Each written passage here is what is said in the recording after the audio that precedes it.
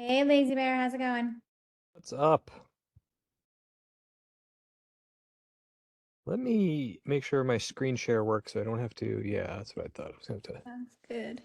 open the system preferences and make sure it's enabled. WebEx is the worst, so. It really is. Oh, yeah, I got to quit and reopen. I'll be right back.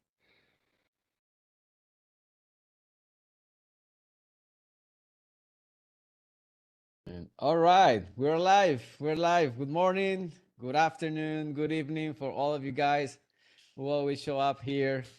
Thank you for joining this session, this exciting session today that we're having. As always, my name is Luis. I'm your host today, helping out with this great series of webinars for education. And today we have a special episode, which we know that you guys love, which is artificial intelligence, more of it. But in this special occasion, and I won't spoil Chris' presentation today, but we will learn something that is very attractive these days, because it's of course, besides basics of large language models, we have what everyone has been desiring for years, which is to code without having zero code skills.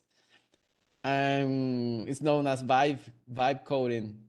And well, our host today, our guest today, he's a technologist by heart. Chris, I worked with Chris in the past, and I can tell you that he's very passionate about creating. He has founded several companies. He's a solution architect, and I think I can't think of anyone better than him to teach us today, at least the basics of vibe coding. Good morning, Chris. For you, how are you? Good morning. How's it going? Good here. Good here. Waiting for our folks to join. We have people from Indonesia. Satya from Hyderabad. Hello. Yeah. Oh, Zacarias, I think it's the first time I see you here. Welcome. Nuri. Yeah, no, Nuri. We know you come from Indonesia. Irene. Yes. Well, guys, that said, I would like to remind you. Hey, Diego. Yeah, from Argentina. I would like to remind you how this session will unfold, which is basically, the guest takes control and let us know their great knowledge. But remember, there is a Q&A session for the end of it. And the way that we're going to handle it to keep things organized is that we're going to enable something called Slido. It's on the right side of your panel on web apps. And you can ask your questions in there as they arise. And by the end of the session, Chris will take the time to go through each one of these and help us with any doubts that we have. But we do this to keep things organized and make things easier for the guest. Well, without any further ado, I leave you with Chris and his presentation. Thank you, Chris. Cool. I'll be in the background if you need anything. Awesome. Thank you so much. Yeah, so today I'm going to talk a little bit about rapid prototyping with vibe coding, or better living through stochastic parrots, which is what the seminal paper about LLMs has called them, stochastic parrots. A little about me. By the day, I am a solution architect for Wellmark, a large insurance company. I'm also a fractional CTO at Ursa Science, where we're building bench scale IoT science equipment. And I'm a fractional CTO for a medically tailored nutrition platform called Plus Wellbeing. And my passion project is Subter, where I do some cool stuff with steganography. So I have wide and varied interests. And as Luis mentioned, we've worked together in the past when I was director of platform and R&D at Topcoder. So what we're covering today is a little bit about LLMs and AI coding, the fundamentals of how these things work. We'll do a little vibe coding live demo, and then we'll jump to some Q&A. So the first question is, why would you want to prototype this way? The biggest thing is, to me, and I learned this back from my days at Topcoder, is that speed beats perfection. Perfect is the enemy of done. And so if you can prototype rapidly with, low cost, on your iterations. You'll get feedback early. And the goal is not to build for scale. We're not building, a full-blown platform here. We're building to learn and to explore ideas and to flesh out an idea and build that walking skeleton of towards an eventual solution that we'll want to scale up. I want to start with also what an LLM is not. It's not sentient. It, despite all the news, it doesn't know anything. It is not a thinking AI. It is a prediction engine. It predicts what should come next based on previous examples. So it's not thinking. It's searching a space for what is the likely next thing to come up. So the likely search result. What an LLM is, though, a large language model is a probabilistic, pattern matcher. It's not a database, right? So, while the training that goes into LLMs provides it with a lot of search space to draw from, it's not really a definitive or discrete database. You think of it like an autocomplete on steroids, trained on massive amounts of text data, so it can come up with the right stuff contextually. It requires additional contextual information to make it really useful, and I'll get into that in a little bit. So I'll start with some fundamentals around this stuff, though, that will lead up to that, which is what's an embedding? An embedding is, a translation of words into tokens, into high-dimensional vectors. And vectors capture meaning and context, not just keywords. So a vector can take a word like a dog and a word like puppy and relate them closely together. And this is how an LLM does semantic search. It clusters different vectors together and searches that space. What is tokenization, right? Another weird concept that's a fundamental here. If you take some text, what an LLM does when you chat with an LLM is it gets tokenized into these chunks. And these chunks are what are used to create those vectors that are then used to search that space. So you can see here the beginning of The Hobbit tokenizes into 83 different tokens, and they're not whole words. Some of them are concepts and parts of words. So ultimately, though, it's just a fancy search. You embed your request as a vector. The search, happens with those vectors, and then the LLM returns a continuation based on that search. And we've all seen it. An LLM can lie or hallucinate a response because what it's based on, what it's trained on, that's where the search results come out of, what it's near to those vectors that it's trained on. So a good way around this is, the concept of retrieval augmented generation, where we combined that search to get more accurate responses to a discrete set of documents. And this is what's going to lead into our coding. The search in a retrieval augmented generation setup takes your documents, tokenizes them, makes that part of the search space, and then the response from the LLM comes out of that search space. It's great for fact-based answers and keeping responses grounded to what you're really trying to do. And so this brings us then to prompt engineering, which I'm sure you've all seen, which is the instructions that you want plus the context. That's your prompt. And the sentence structure and detail matter, often dependent on the model. Some models are better at understanding the sentences you're using and some are not. LLMs also have a memory window in which they're operating that provides the context, right? I'm sure everybody's seen Anthropic has a gigantic context window. And what is that context window? I stole this from this website. As you're progressing through your conversation with an LLM, there is a context bound to the number of tokens that the LLM can process through. So when you combine that LLM context and prompt with code, you actually get an amazing code generation experience or code experience that combine to produce things like code generation, API scaffolding, documentation, unit text writing, and code explanation. And so why does this change the game for us and what we're trying to do today with vibe coding?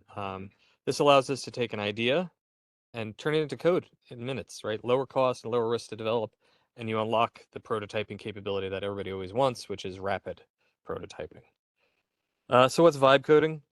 If you've seen the news, there's a lot of opinions about vibe coding, but it's fast, intuitive, exploratory development, unstructured. It's just vibes. It's for discovery. It's not polish. All these people that are taking vibed applications and trying to go to production with them are ending with disastrous results. There really shouldn't be an expectation to go to production after you've, taken that proof of concept, like any proof of concept, and really then applied a rigorous security review and constraints and all the other things that need to happen to scale up an application. What's a great use for this, for vibe coding? Hackathons. I've done this for hackathons. MVPs. To say, will this product fly if we do X, Y, and Z? What does it look like? Taking an existing product and building out an exploratory feature. Branch your code and explore what would happen if we moved the buttons over here or did this or that. Customer demos are obviously great. And then self-teaching. I do this a lot to explore new technology. When MCP, which is the Model Context Protocol, came out, I wanted to see how could I stand up something quickly and learn about MCP. And that's a great use cases for learning. So vibe coding should not equal random chaos. You should be using known tools that you know how to use, like your editor, your IDE, Git, and wrap them with the LLM and focus on what matters. Cut corners in your prototyping, but conscientiously. If you don't need to prove out a login flow, don't add it to your vibe. Right? That's you're prioritizing learning when you're vibe coding. You're not, again, building a production application. And the current state of the art that's out there, there's so many different editors and plugins and extensions for existing editors, from GitHub Copilot, Anthropic Claude, Windsurf, Continue, Codium, Cursor, the whole nine. And they all have various approaches to how they do that RAG, that indexing of your code, and how they search through your code and providing that context window, and how they integrate different models into them. And so, today the loadout I'm going to use is Copilot with ChatGPT 5. We're going to do a little vibe coding with a Next.js front end. And we're going to do hot reloads. And what I like to do is to commit when I make progress to Git, and then iterate again with the LLM. That way, if the LLM gets off the rails and starts to produce something I don't like, I can always roll back to that Git commit. And so, how do I work in this model? I always have the terminal open. My interface really is focused on the chat prompt, not on the coding editor. I'm not aiming for perfect. I'm aiming for iterations that produce the results I'm looking for. And oftentimes you'll find that the LLM goes off the rails. It gets confused. The context is not appropriate, or the instructions that I prompted it with are not getting me the results that I need. So I need to stop, reset, do a git revert if I need to, and start over and try to reframe how I'm talking to the LLM. And the mental model here is to follow the flow of where the LLM is going. It's pulling from its training set, which is based on in the case of Copilot, the massive open source community that's out there. So it's producing stuff that is everybody else has probably done or used.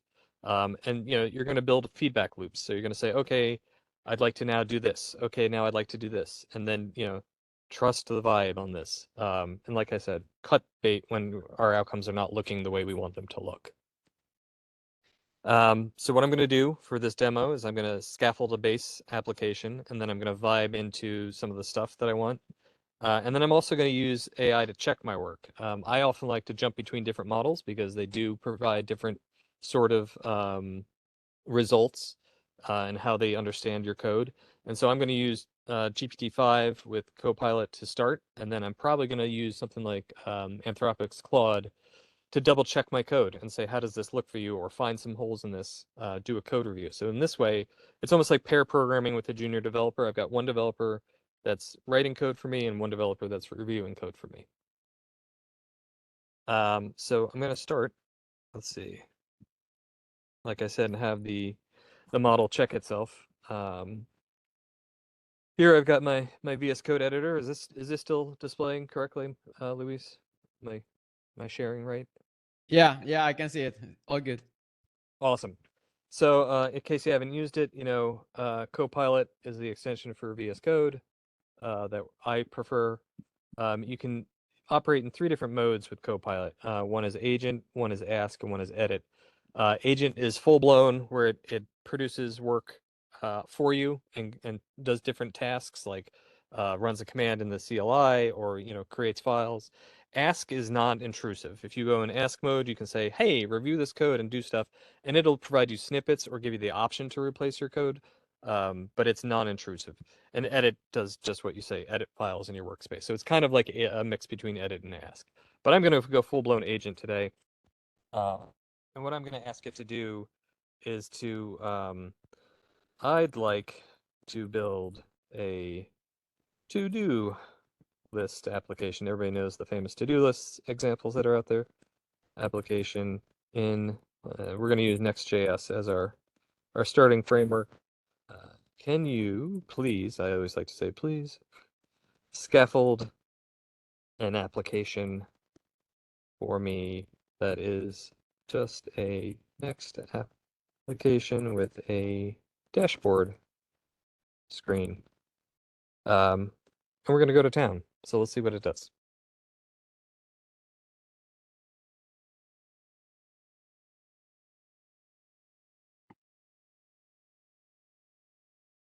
So it's coming up with a plan. It's already started. It's starting with a package JSON, which is great.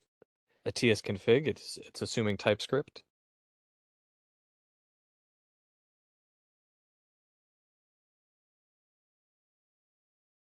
It's creating a layout.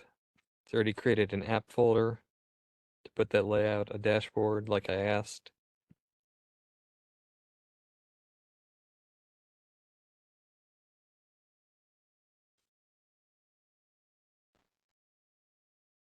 And already it's done something that I personally don't like, which is put the application on the root.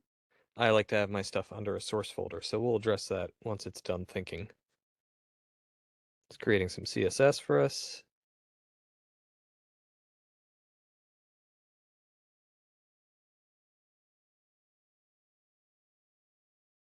I'm going to open a terminal while it's doing that. All right. Oh, look, it's already said, run the npm install command. So let's say, go ahead, do it. It's opening its own terminal to work in.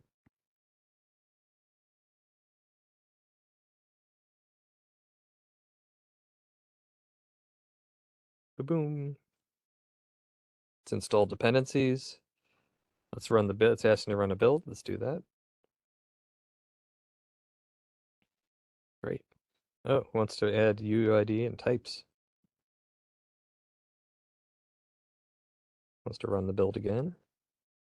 And you can see it's actually checking itself as it goes as well. Nice.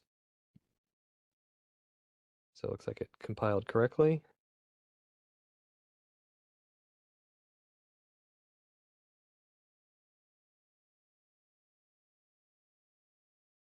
Repairing the tsconfig. It looks like it had a problem with it. Verify the build again.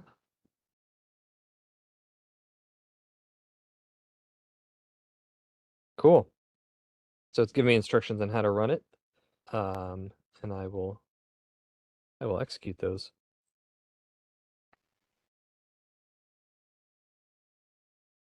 All right. Localhost is up. Let's try it. Let's check it out. Nice. So here we are. We have a to-do list. Let's just say hello and see if it does anything.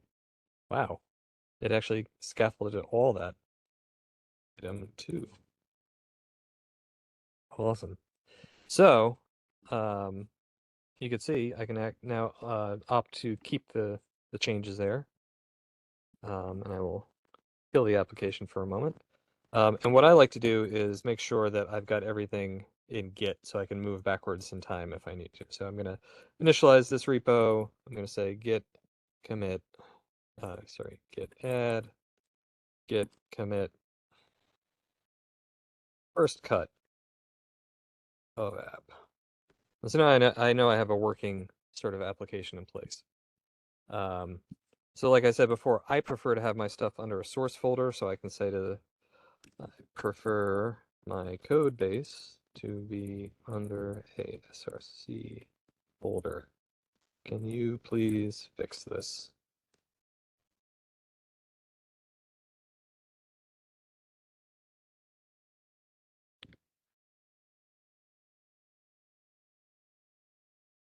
So it's observing the code base.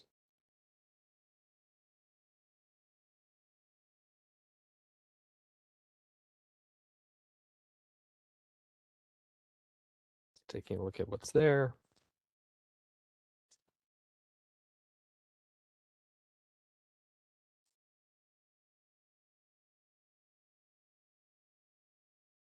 All right, moving the source into updating the imports. Are you though? Are you doing that, GPT? Because it looks like you stopped. Oh, there it goes.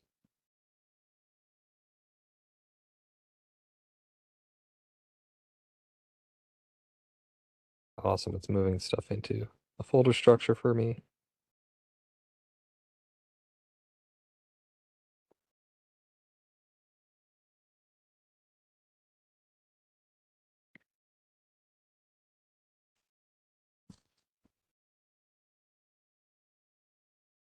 Moving all pages.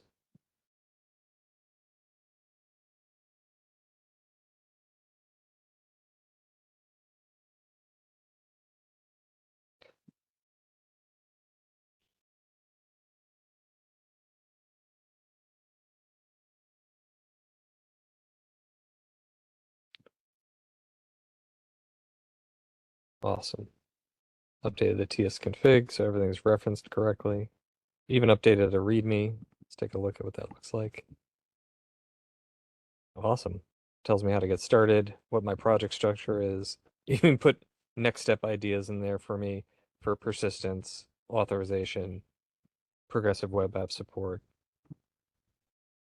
It wants to check its work. Oh, it knows that it didn't remove the folders that it needed to, so it's going to remove those. Boom. Let's run the build again. Double check our work.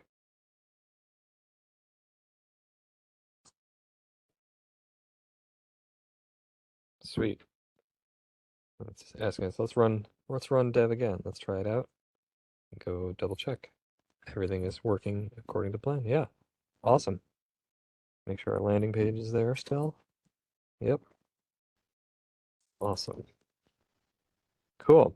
So you notice I haven't written a stitch of code myself yet, and I've got sort of a full-blown application going here.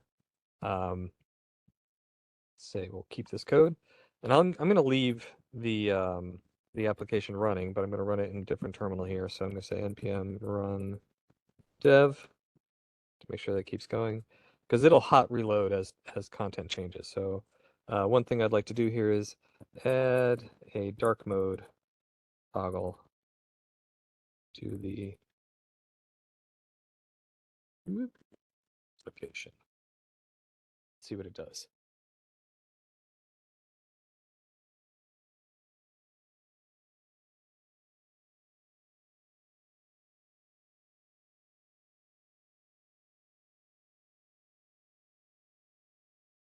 And Luis, I don't know if there's any questions so far in the audience that I can field while it's working.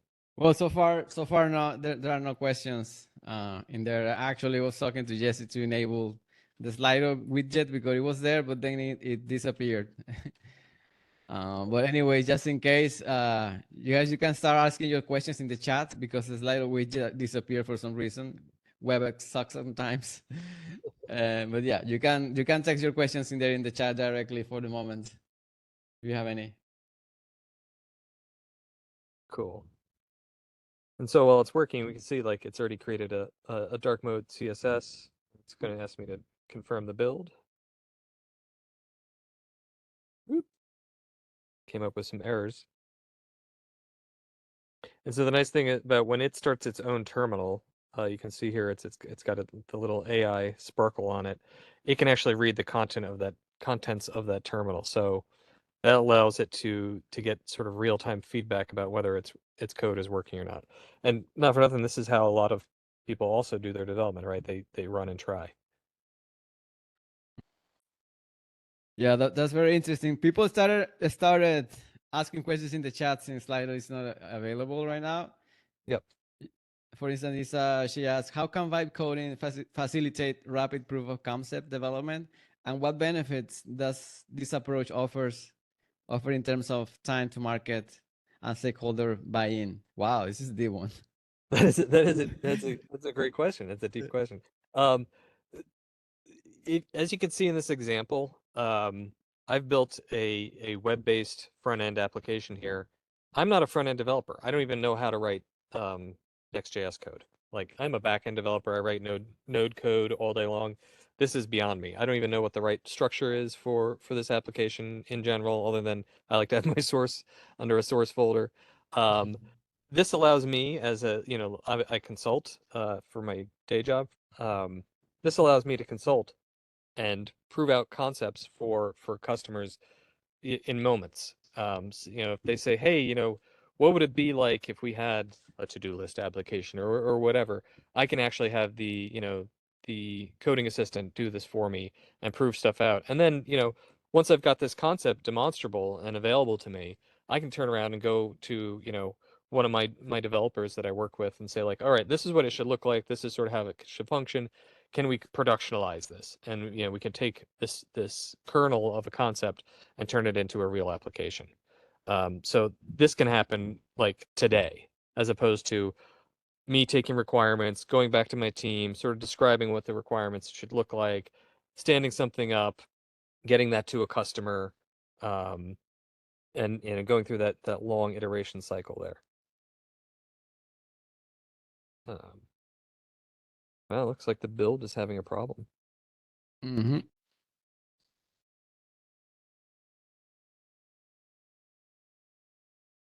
And so, while it's doing that, I might actually have it cut bait right there. I'm going to say it's not working.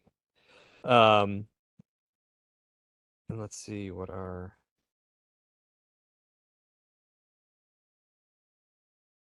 Oh, it's still trying to update the code. So let's see. There it goes. Oh, got kill the running application there. Run the build. Let's see if it works this time. All right, beautiful.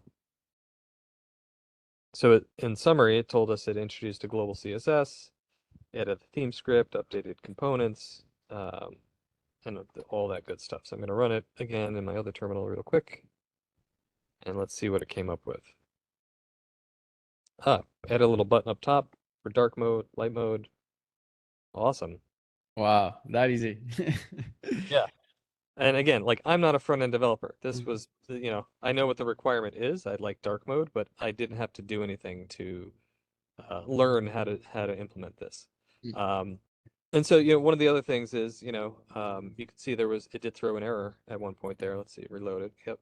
I can take this error, this runtime error, and feed it back to the LLM.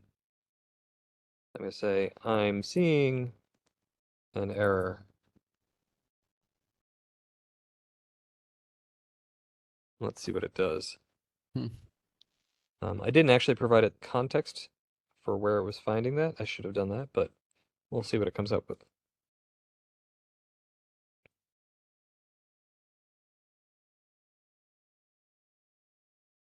So it's telling me what it's going to do. It's adjust that theme toggle to stabilize the server, and first client render to eliminate hydration mismatch, then rebuilding.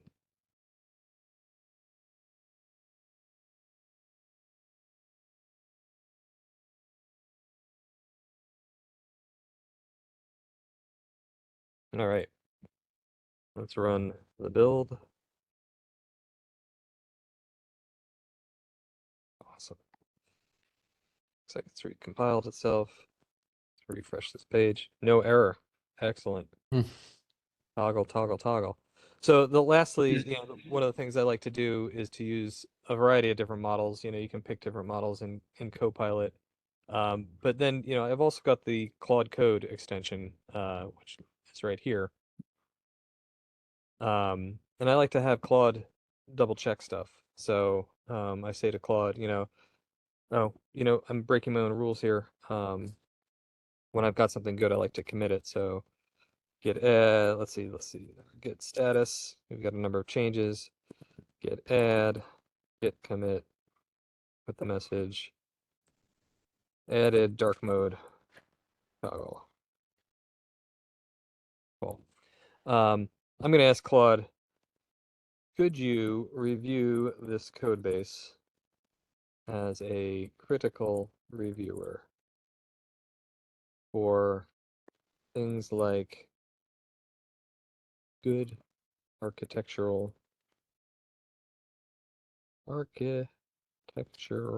practice and secure coding? And so I can get a different opinion. And so Claude tells us what it's going to do. It'll review the code base, explore the code base, listing the files, review the architecture, analyze security, so on and so forth.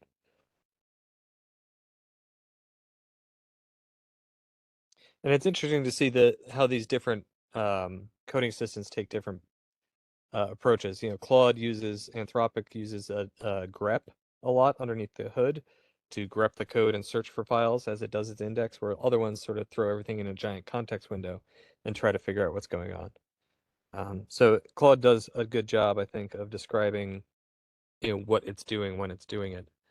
You can watch it happen in real time.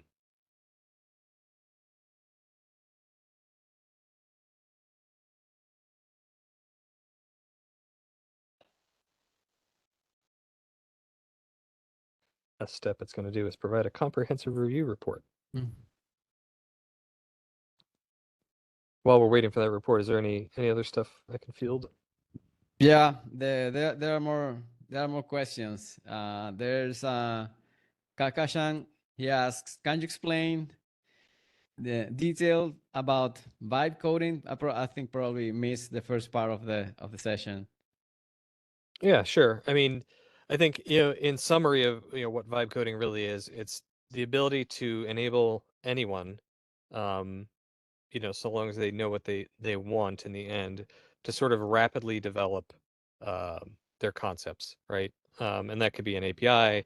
In this case, I'm building a front-end application, but it allows you to do some exploration and prove out your ideas, at least, you know, from a, you know, a touchable, tangible viewpoint. You know, I find this to be great for, you know, client work, for self-learning. You know, like I said earlier, is I wanted to know more about the MCP stack and what that looks like.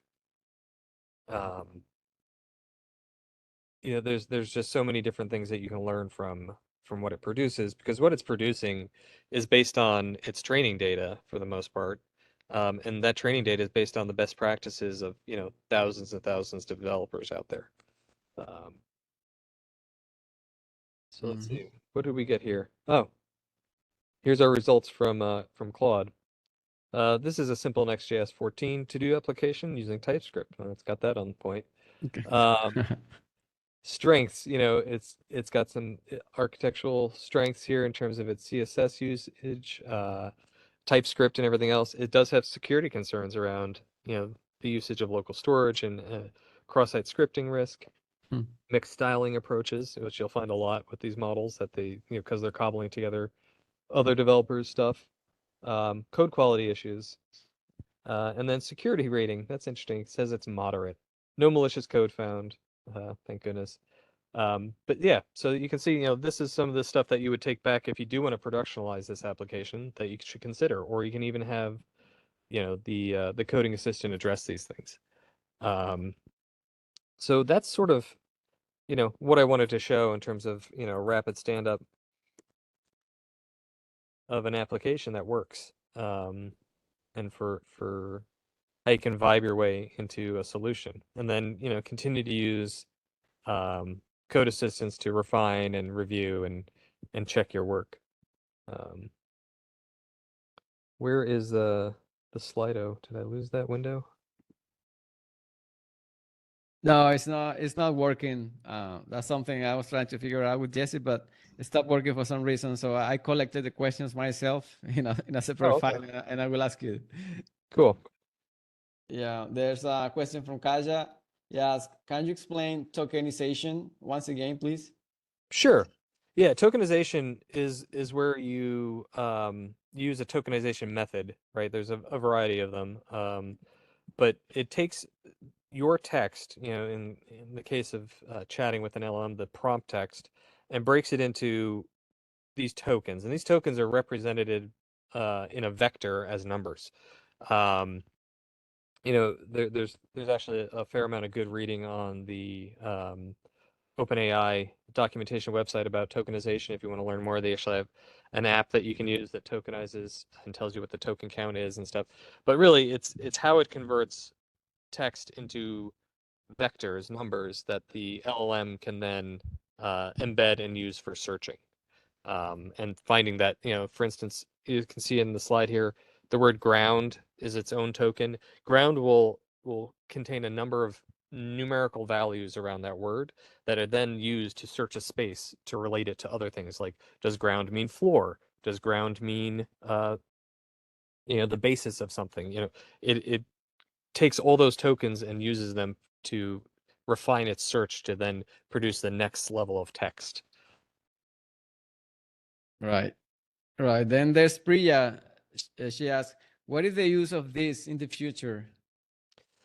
So I think, the future is going to be very interesting. I view these coding assistants as having a junior developer there to assist me and accelerate me. I think it's actually going to do a disservice to people who are just getting into software development because they don't have the fundamentals and the learning to judge whether or not the LLM is producing the right answer. Because what I said before, it can hallucinate and lie, right? It's really just it's sort of guessing at what the probabilistic answer should be that it's producing, right? And the better the training data, or the more the training data, and the better the context window, and the better the prompt, the better outcomes you'll get in terms of that targeted result. But it's not really, you shouldn't always trust it. And so that's where I feel like this is great for experienced developers, people trying to rapidly produce stuff. But it's really not great for productionalizing an application from the start. And it's really not great for developers who don't know any better. It's great for learning for sure. And so you can get better, but it's not great for someone to say, who doesn't know anything at all and then try to produce a production app. So the future of this, I think, these things are getting better. They're putting more guardrail systems around them. The tooling around the frontier models that are out there, the commercial models that are out there, is getting better and better. And the integration into the IDEs is getting better and better with things like MCP, where you can apply different kinds of checks on your code. You can actually run it through a static analysis, or you can do all sorts of different things like that. So the future, I think, is going to be very interesting. But I think this is a massively enabling tool. But at the end, it's just a tool. I don't think it's going to replace developers per se.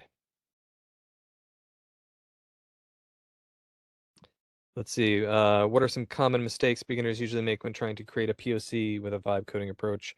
I think a common mistake is to throw all your ideas at once at the LLM because it's going to go out, and again, it's searching a space to give you a result.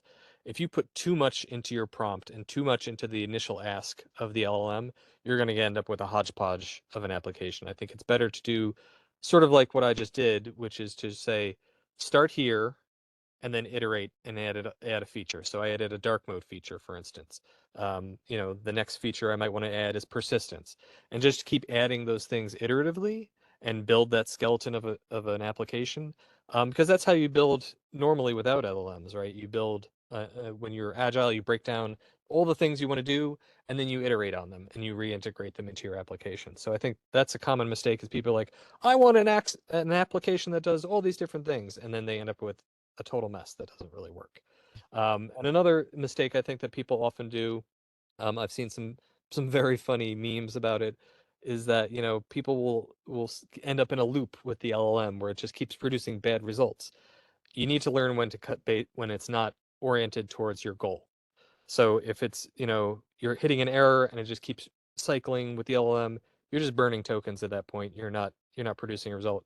Cut bait, clear the chat, start with a different prompt, and like I showed you before, I like to commit my code often when I build a working feature.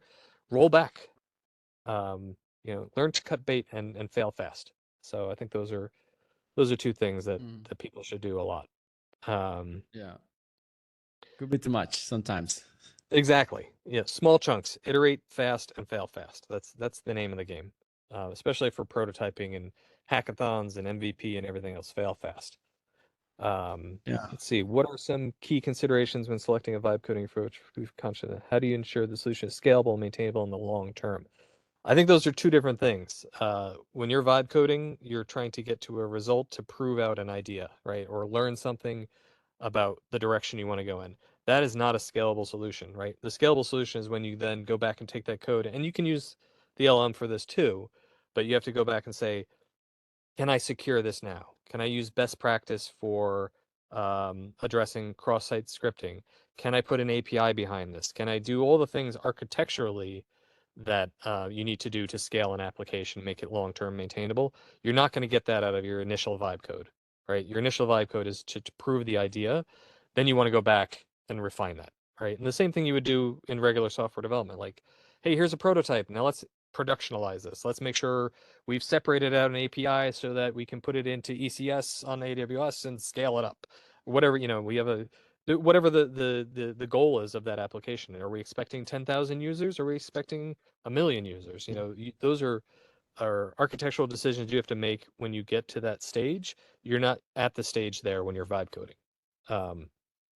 So, again, don't build for, I say this even without LMs. Don't boil the ocean and build for a perfect state. Iterate your applications always and address the deployment time issues that you have when you have them.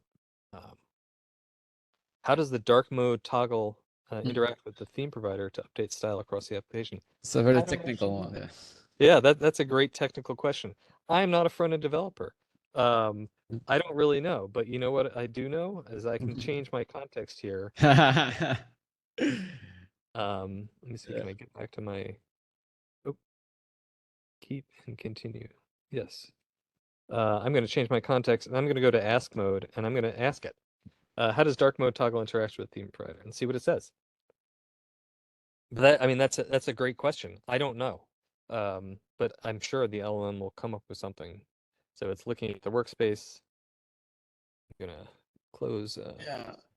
So, yeah, something that I found out also with GitHub Copilot is that when you specifically ask it to explain, it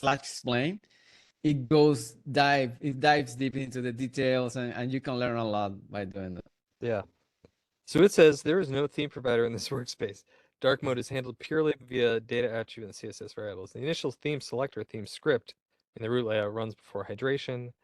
Client sync theme toggle mounts, reads document dataset theme, and initialize its local state. There's your result. Change of the data theme attribute is the single source of truth. CSS variable reassignment propagates the dark mode without a React theme provider. Mm.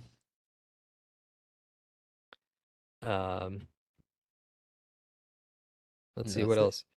We have Eliud. When making quick API calls in proof of concept, how do you handle asynchronous responses to avoid breaking the flow of the UI updates? That's a good question. That's sort of an application architecture question. Again, I'm not a front end or Next.js expert. But I think you can asynchronously handle API calls. I think it's a router in Next.js that does it, and I would put. I know you can do server-side APIs with Next.js, so I think you would put your API stub there, and then have the front end call that, and then you could flush out that API on the back. But in terms of the actual mechanics of asynchronous response handling in Next.js, I don't really know how to answer that one. Yeah. What must you consider in order to come up with an adequate prompt on ChatGPT 5, apart from the role with the framework and boundaries? That's a good question. Prompting is, a subtle art. And I found that depending on the model, you can be more effluent or not with it. GPT-5, which, just came out recently and I'm using here, it's pretty good in understanding what you want from very little context. Generally, the rule of thumb has been, with previous models, even Claude, has been to be more descriptive. in your, your language, and sort of repeating yourself at the start and then repeating yourself at the end of your prompt, so that it sort of creates that correct understanding. GPT-5 has, so far for me, proven to be pretty understanding of what you're writing. So I always think, more is better in your prompts in terms of being explicit. But I've found that GPT-5 is performing pretty well without being super, super explicit. Claude, I found, has to be pretty explicit in order to get it to target the right way, without a lot of rework. But GPT-5 has been good. So Yeah, that's great. And I think as questions, that was the last one. But if you guys want to ask anything else, remember that you can type in the chat. yeah, somebody give me another feature. We'll throw another feature in here while we're sitting here. What would you like it to do? Well, when you did the dark mode, it made me think, when developing application, there are things that developers, they don't want to do, but normally like necessary, for instance. And one of those is like themes, like dark mode. Yeah. It's kind of like something you don't want to do, but people like it. And there's something else, which is support for all the languages. Like make the, I don't know, like make it read in German and Spanish and have multi-language support. So yeah, internationalization, right? Can Yeah. you add? That's a great one. It's a tedious task, but it's important, right? Yeah. Internationalization to the code base, so that I may add other languages to the application.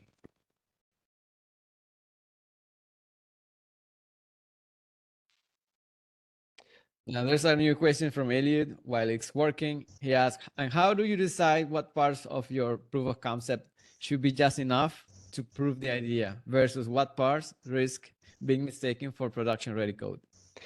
Yeah, I think oh, that's funny. It came up with a new structure for my application. Oh, yeah. How do you decide which parts should be enough? I think you have to go into it knowing what your goals are. If it's proof of concept or even like hackathon, or MVP product, you have to know what your goals are. If your goal is to say, show me what a to-do application looks like with a dark mode toggle, that's your goals. You should be focused on that, right? You shouldn't be focused on extraneous things like logins or user flows that don't pertain to what your goal are.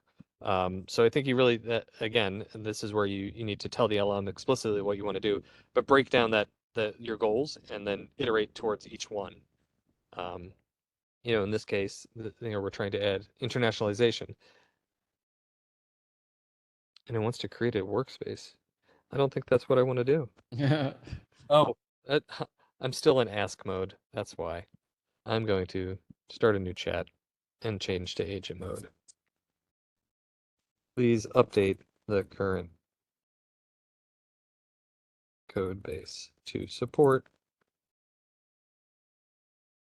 internationalization,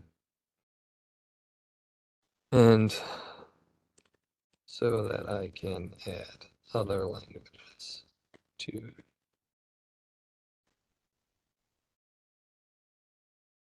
There we go.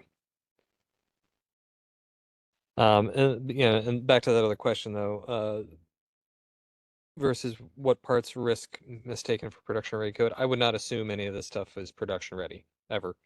Not until I've gone through some of that stuff, like having it either a real developer or the AI do a security review, considering things about scale in terms of usage. Is there a good separation of architecture in terms of front end versus back end with APIs? How am I persisting data? All those things that are considerations for a real production application, I would not consider at this stage. So, all right, searching my code base, reading the existing files. And so, it's doing this, searching through the code again, because I've started a new chat and I've erased that context window that I talked about before. So it doesn't have the previous learning that I had in there. How does excuse me, how does Claude's ability to generate code and provide suggestion impact the creative process during vibe coding? And what are some potential pitfalls or whatever? That's that's an interesting question. I've seen that like the different models sort of do have different styles, and I think that does sort of impact the result you get, obviously, and how that impacts you creatively. I think it does sort of box you into what their solution is, right? But their solution is based on sort of the data, the training data that it's had from thousands of developers. So I kind of think that it's got a better opinion than I do. um, but it does impact that creativity in terms of, what the code looks like. Now, the creativity in terms of what I'm trying to get to, I don't think it has any impact at all because it's based upon what I'm telling it I want it to do. So like in the case of dark mode, it produced that button up in the top right corner based on where it thinks it should put that. I might have a different opinion of where that should go, and I can tell it that. So I think in terms of end result creativity, it's not impactful, though it does nudge you in a direction. But in terms of the code itself, I think it does impact that. Excuse me. So it's applying the I18N patch. It's even adjusting the README for me, which is a nice touch.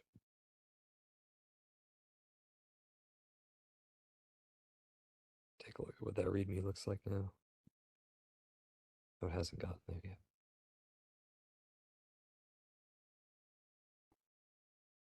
Still working. Another thing is that, some of the things that we don't like doing, like you pointed out, Luis, is documentation and unit testing. I find it produces some very, very good results for documentation and even unit testing, especially if you have a opinion about what test framework you like to use. I like to use Jest for a lot of stuff, and Puppet for front end when there's front end work. But if you provide those guardrails, it does a pretty good job of going through all your functions, mapping out what those unit tests look like, and again, always test the results. Yeah. But it does a fairly good job of that. Yeah, no, just imagine here. I mean, sometimes I'm taking measure of the times. It takes like 1 minute, 2 minutes to do the stuff, and compared to real actual work, it can save you 1 hour of work, half an hour of work every time you perform a task. So imagine the amount of time you can save by doing this. Yep. Yeah, and so here you can see it's created the locales, English. They put a Spanish version, even put the Spanish translation, which is pretty nice. And it's still going. It's telling me what it's doing. It's updating component files. But this is like, to your point, that like I don't, I have a very cursory understanding of Spanish, from high school. I don't speak Spanish natively, so this is great. Yeah, I mean, it's amazing, man. Yeah. And I've built this application all over the course of this webinar just while chit-chatting about it. If I was, heavily focused, I think I'd get much farther in developing this application out.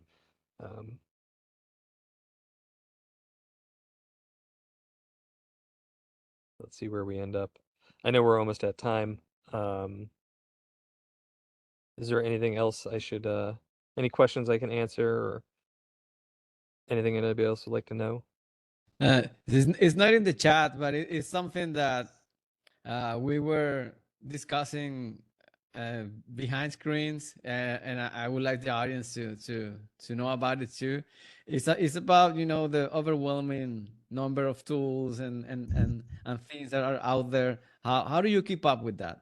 It is definitely hard to keep up with all that stuff. Like I had put a slide in about all the different tooling that's out there for where that slide went. State of the art was called. Yeah. Yep, there we go. There's just so many. I think though that you can't always chase cool and the shiny thing. You have to sort of find what's good for you and what works. And so in this presentation, obviously I used Copilot with GPT-5. I like to just see what my friends are doing for the most part, and try them out, and just every week I try a new tool, just to see what it's like. Mhm. But by and large, I stick with what's giving me good results. So it is hard to keep up. There is a lot of marketing fluff out there for sure. Mhm. I think everybody saw what is it, Builder AI was not actually humans. Was not actually LLMs. It was humans behind the scenes. So there is a fair amount of nonsense that's out there too. So you got to take everything that you see with a grain of salt, and just try things, and see what works. Let's see here. Got an error already. I'm going to take this back to the LLM and tell it such.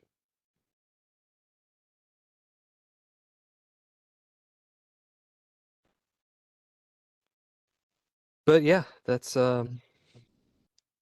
sort of vibe coding in a nutshell. Mhm. Again, wouldn't take this to production without some serious review, but it did produce an application for me very, very quickly, and that's sort of the goal. So Yeah, as you mentioned, you gotta have your goals quite clear when doing this, and having a full blown up platform is definitely not a reasonable goal right now. I mean, these days, maybe one day in the future, very far away future.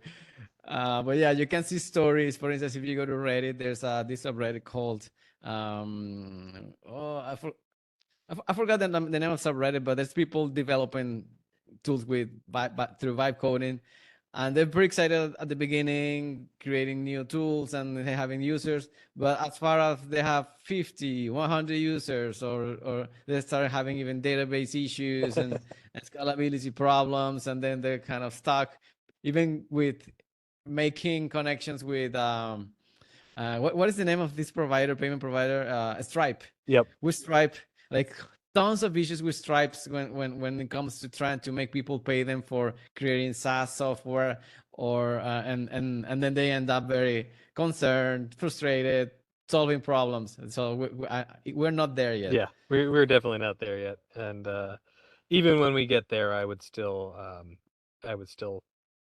double check the work. Yeah. Yeah, but for learning, it's great. It's great.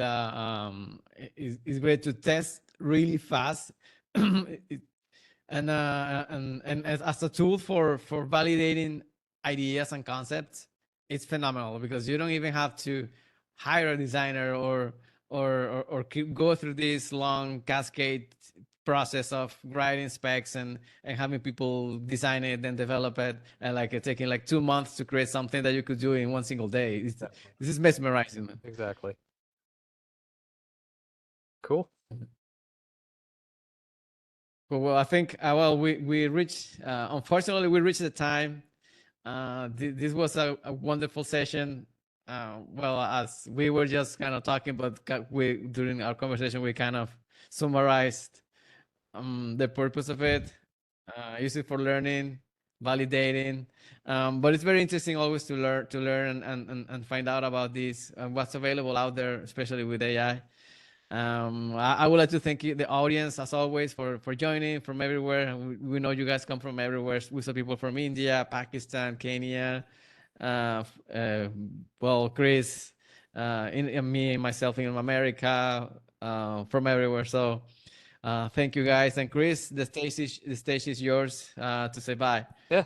Thanks, everybody. I hope this was, fun and insightful. And I would love to.